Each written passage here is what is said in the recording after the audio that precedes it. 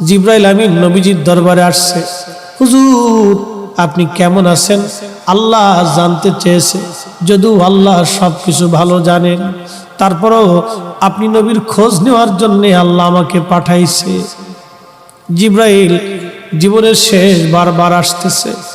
জিবরাইলকে নবীজি বললেন, জিবরাইল আমার কাছে অসুস্থতা লাগে, খারাপ খারাপ লাগে, শরীর ভালো লাগে না। জিবরাইল আমিন চলে গেলেন। পরের দিন আবার আসছে। হুজুর আল্লাহ জানেন, তারপরেও খোঁজ নিতে পাঠাইছে, কেমন আছেন গো নবীজি? নবী বললেন, জিবরাইল আমি অসুস্থ। আবার চলে গেলেন জিবরাইল। পরের দিন আবার আসছে, আবার এসে খোঁজ নিয়ে বললেন, হুজুর আপনি কেমন আছেন? নবীজি বললেন, জিবরাইল অসুস্থ আমি। জিবরাইল আবার চলে গেলেন। চতুর্থ দিনের মাথায় জিবরাইল আসছে। একা আসে নাই রে, মালাকুল মউতকে সঙ্গে করে নিয়ে আসছে। আহা, আমাদের কাছে মালাকুল মউত আসবে, জিজ্ঞাসা করে আসবে না, কিন্তু নবীর দরবারে মালাকুল মউত আসছে। এসে নবীজিকে সালাম দিলেন। হুজুর অনুমতি দিলে ভিতরে আসব। নবীজি অনুমতি দিলেন। আল্লাহ জিবরাইল এবং মালাকুল মউত দুইজন নবীজির ঘর মোবারকে তশরিফ রাখলেন। পৃথিবীর একটাই ঘর, যে ঘরে ঢোকার আগে জিবরাইল আজরাইল অনুমতি চায়, তিনি রাহমাতুল লিল আলামিনের ঘর। জোরে জোরে বলা যাবে আল্লাহু আকবার। এই সুপ্রিম পাওয়ার আর কারো নসিবে হবে না, আল্লাহ আমার নবীকে দিয়েছিলেন। জিবরাইল আমিন আজরাইল নবীজিকে সালাম দিয়ে বলেন, হুজুর আল্লাহর পক্ষ থেকে আমি আজরাইলের উপরে নির্দেশ, আপনি যদি চান আমি জান কবজ করব, যদি না চান যতদিন ইচ্ছা আপনি পৃথিবীতে উম্মতের মধ্যে থাকবেন গো নবীজি, আপনার যতদিন ইচ্ছা থাকতে পারেন। যদি আপনি হুকুম দেন আমি আপনাকে আল্লাহর দরবারে নিয়ে চলে যাব। আল্লাহ আমাকে এই হুকুম প্রদান করে আপনি নবীর কাছে পাঠাইছে। ইয়া নবী আল্লাহ, অনুমতি যদি দেন, আপনার যেইভাবে অনুমতি হবে আমার হুকুম সেইভাবেই হয়েছে। হুজুর পৃথিবীতে এইভাবে কারো, আপনি নবীর আগে কারো অনুমতি হয় নাই, আপনি নবীর পরে এইভাবে কাউকে বলাও হবে না।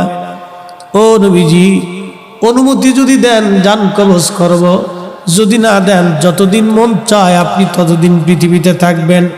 তার মানে পৃথিবীর হায়াত নবীর ইচ্ছার উপরে নির্ভরশীল। কাজটা বললেন কেন? আরো জোরে বলেন। নবী আমার জিবরাইলের দিকে তাকায় বলেন, ভাই জিবরাইল হুকুম কি এরকম? জিবরাইল বলে, হুজুর এইভাবেই তো হুকুম হইছে, আপনি যদি চান যতদিন মন চায় থাকতে পারবেন, চলে যেতে চাইলেও নিয়ে যাওয়া হবে।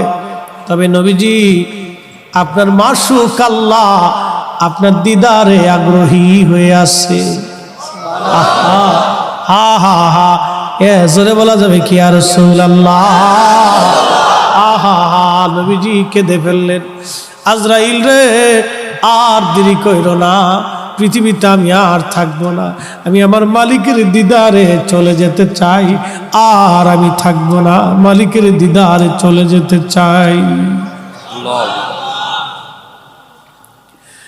আজরাইল আলাইহিস সালাম খুব সতর্কতার সাথে নবীজির বক্ষ মোবারকের উপরে হাত রাখলেন। বুঝতেছেনই তো মরণ বড় কঠিন, বিরাট বড় কঠিন। যখন হাত রাখছে আল্লাহ নবীজির কষ্ট হচ্ছিল। নবীজি ডেকে বলেন, আজরাইল রে আমার তো কষ্ট হয়। আজরাইল বলেন, হুজুর আল্লাহর পক্ষ থেকে আমার উপরে ফরমান, যদি আপনাকে কষ্ট দেয় আমি আজরাইলের জীবন বরবাদ হয়ে যাবে। নবী গো আপনাকে কষ্ট দেওয়া আমার জন্য হারাম। পৃথিবীতে আপনি নবীর মতো এত আশা নেই, জান কবজ আমি কোনোদিন কারো করি নাই, আপনি নবীর পরে আর এত আশা নেই কারো হবে না। নবী গো আল্লাহর ফরমান, সর্বোচ্চ সতর্কতায় আপনার জান কবজ করতেছি। হুজুর একটু ধৈর্যই তো ধরতেই হবে, কষ্ট হবে। নবীজি বললেন, আজরাইল রে, জান কবজ এত কঠিন, একটা অনুরোধ করি আজরাইল। বলেন, ইয়া নবী আল্লাহ, আমার উম্মত তো বড় গুনাহগার, আমার উম্মতের জান কবজের সময় আজরাইল আমার উম্মতরে তুমি কষ্ট দিও না। আরে উম্মতের দরদি নবী এই সময় আমাদেরকে ভুলে যান নাই। আমরা উম্মত হয়ে নবী ভুলে গেছি, আমরা উম্মত হয়ে নবী ভুলে গেছি, উম্মত হয়ে নবী ভুলে গেছি। এই সময় নবী আমাদেরকে ভুলে নাই, আমরা উম্মত হয়ে নবী ভুলছি। হায়রে কপাল পোড়া, উম্মত হয়ে নবী ভুলছি। বদনসিব, আমাদের বদনসিব, কপাল বড়ই মন্দ। কি হবে রে আমাদের এই কঠিন মেহশরে, কি হবে রে আমাদের কবরের জিন্দিগিতে, কি হবে রে কঠিন মৌতে। উপায় কি, উপায় কি, আমাদের উপায় কি? নবী ভুলে গেছি।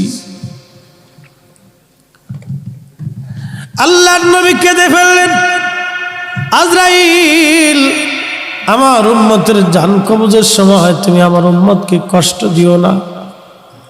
আজরাইল বলেন, ইয়া নবী আল্লাহ, নবী গো, আপনার উম্মতের জন্য একটা সুসংবাদ আছে। যদি আপনার উম্মত নেককার হয়, আপনার উম্মত যদি আমল সালেহ করে, ভালো আমল করে, হুজুর একটা মার কোলের মধ্যে বাচ্চা যেইভাবে দুগ্ধ পান করতে করতে ঘুমায়া ঘুমায়া পড়ে, একটা মায়ের কোলের মধ্যে একটা বাচ্চা দুগ্ধ পান করতে করতে যেইভাবে ঘুমায় পড়ে, নবী গো, আপনার উম্মত নেককার হলে তার মরণটা এরকম হবে, মায়ের কোলের মধ্যে ঘুমাইবে, টের পাইবে না। আহা, চিৎকার মেরে বলা যাবে কে মারহাবা।